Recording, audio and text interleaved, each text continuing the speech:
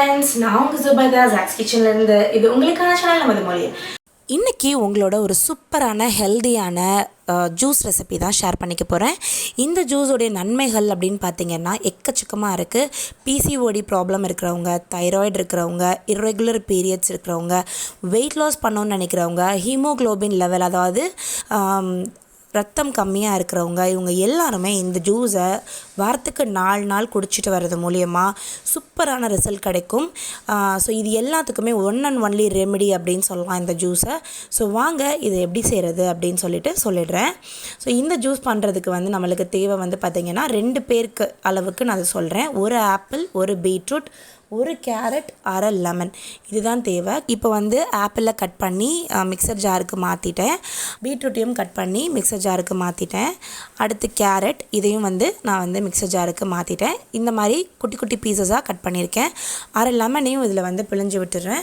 அடுத்து நமக்கு 2 கிளாஸ் வர அளவுக்கு நான் தண்ணி ஊற்றிட்டு இதை நல்லா பிளெண்ட் பண்ணி எடுக்கேன். ஸோ இதை இப்போது பிளெண்ட் பண்ணி எடுத்துகிட்டு வந்துட்டேன். அடுத்து இப்போ இதுக்கு மேலே ஒரு ஜல்லடையை வச்சு நல்லா இதை நம்ம நிறுத்தி எடுத்துக்கிறணும். நல்லா இந்த மாதிரி நிறுத்தாச்சு.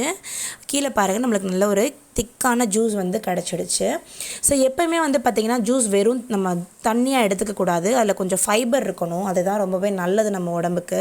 ஸோ அதனால் நம்ம ஏற்கனவே நம்ம நிறுத்தி வச்சுருந்த அந்த இது இருக்கு இல்லையா, அந்த ஃபைபர் இருக்குல்ல, சக்கை, அதை ஒரு பெரிய டேபிள் ஸ்பூன் அளவுக்கு ஜூஸில் கலந்து விட்டுறேன்.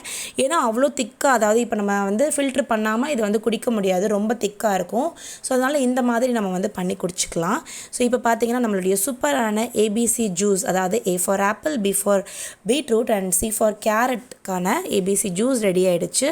ஸோ இந்த ஜூஸை ரெகுலராக குடிச்சிட்டு அது மூலியமாக தைராய்டு, பிசிஓடி ப்ராப்ளம், அப்புறம் ஹீமோக்ளோபின் குறைபாடு, இது எல்லாமே சரியாகும்.